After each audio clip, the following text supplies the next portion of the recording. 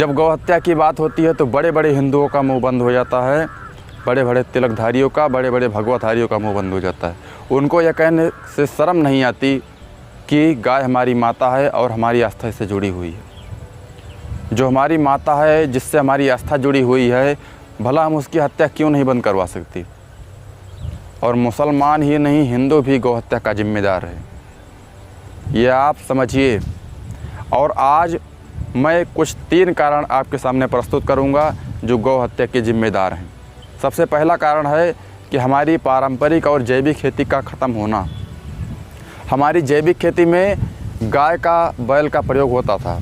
गाय गोबर देती थी, गोमूत्र देती थी, जिससे हम रासायनिक उर्वरक बनाते थे, कीटनाशक बनाते थे और अपने फसलों पर उसका प्रयोग करते थे। खेती भी अच्छी थी और हमारा स्वास्थ्य भी अच्छा था। हमारे स्वास्थ्य पर कोई भी दुष्प्रभाव नहीं पड़ता था जब हम गाय के गोबर से बने हुए रासायनिक उर्वरक का प्रयोग अपने खेतों में करते थे। और गाय की गोबर का खपत होता था, जिससे गाय पाली जाती थी और गौवंश की रक्षा होती थी। जब गाय का गोबर हमने खेतों में प्रयोग करना बंद कर दिया, गाय के बैल से जुताई करना हम बंद कर दिए और गाय के बैल को बोझा ढोने के काम में लेना बंद कर दिए, तब हमने गाय के बैल के जगह पर ट्रैक्टर्स लाया और जैविक खाद के जगह हमने रासायनिक उर्वरक का प्रयोग किया।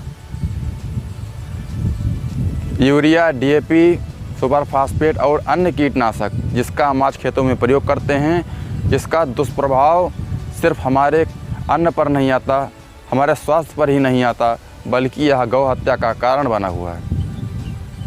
और दूसरा कारण जो है वो ये है कि गाय के दूध से बनी हुई घी का इस्तेमाल, गाय के दूध से बने हुए मक्खन का इस्तेमाल हम नहीं करते हैं। इसके जगह पर refined soybean oil, palmolein oil और वनस्पति घी जो गाय की चर्बी से बनती है, हम उसका इस्तेमाल करते हैं। तो ऐसे उत्पाद जिसमें गाय के खून, चर्बी और हड्डी के चूर्ण मिले हुए हैं, ऐसे उत्पादों का सेवन मुसलमान ही नहीं हर हिंदू करता है, जाने अनजाने में करता है, उसको मालूम नहीं होता है। और दूसरी बात, हिंदू इसका जिम्मेदार कैसे है कि उसने गौ को छोड़ना शुरू कर दिया, गाय बैल को छोड़ना शुरू कर दिया। तो गाय बैल जाएगी कहाँ? इधर उधर जाएगी, उसको कसाई पकड़ के लेकर जाएगा और उसकी हत्या करेगा और उसका मांस विदेशों में बेचा जाएगा।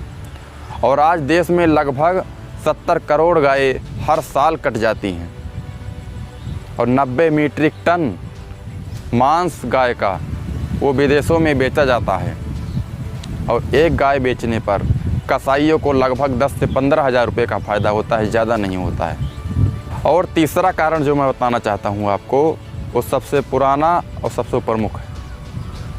वो ये है कि हिंदू मुसलमान की लड़ाई और मुसलमान के गाय को काटने का इतिहास वो आज़ादी के पहले का है। जब मुसलमान ने गाय काटना शुरू किया, वो समय था सन 1900 के लगभग, सन 1900 के आसपास का समय था जब मुसलमानों ने गाय काटना शुरू किया। और अंग्रेज़ों ने हिंदुओं को भड़काया और मुसलमानों को कत्ल खाने में भर्ती किया और हिंदू मुसलमान का विवाद भी इसमें बढ़ा और उसी समय से गौ हत्या शुरू हुई और आज तक गौ हत्या चली आ रही है। गौ हत्या का कलंक हिंदू के और हिंदुस्तान के दोनों के माथे पे है और आज तक वह कलंक हम नहीं मिटा पाई।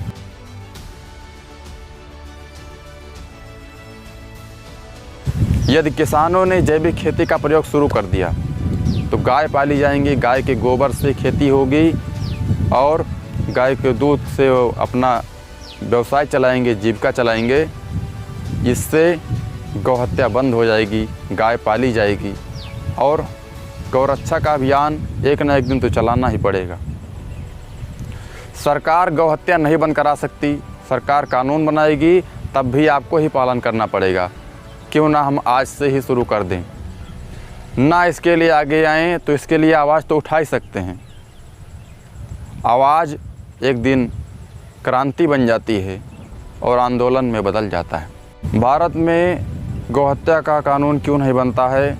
भारत में जब जब किसी ने गौ हत्या के खिलाफ कानून बनाने की कोशिश की है, चाहे वह लाल बहादुर शास्त्री हों या अटल बिहारी वाजपेयी हों संसद में जब यह प्रस्ताव वो लेकर आए थे तो कांग्रेस ने और अन्य दलों ने उनका समर्थन नहीं किया था। वो किस लिए नहीं किए थे? वो इसीलिए नहीं किए थे कि वो सब गाय के मांस खाते थे, वो सब कत्लखानों के मालिक थे। इसलिए उन्होंने गौ हत्या का कानून इस देश में बनने नहीं दिया और आज भी गौ हत्या होती है। आपकी आवाज़ हो रही गौ हत्या को बंद करा सकता है। आपका एक प्रयास कत्लखानों को चलने से बंद करवा सकता है। इसलिए गाय को पालना शुरू करिए, देसी गाय को पालना शुरू कर दीजिए। 80 करोड़ गायों का संरक्षण हो जाएगा अगर भारत में हर हिंदू अपने घर में एक एक गाय पाल ले। सरकार ये कानून लाएगी तो हमको करना पड़ेगा। इससे पहले अगर हम स्वप्रेरित होकर कोई कार्य करेंगे तो ये हमारे लिए ज़्यादा अच्छा होगा। तो ये कुछ 3 कारण थे: जैविक खेती और गाय के दूध से बना हुआ सामान का इस्तेमाल ना करना और हिंदू मुसलमान की लड़ाई। यदि वीडियो अच्छी लगी हो तो वीडियो को लाइक, सब्सक्राइब और शेयर कर दीजिए और कमेंट बॉक्स में अपना सुझाव ज़रूर दीजिए कि गौ हत्या कैसे बंद होगी और इसका जिम्मेदार कौन है। अपना सुझाव ज़रूर दीजिए। नमस्कार।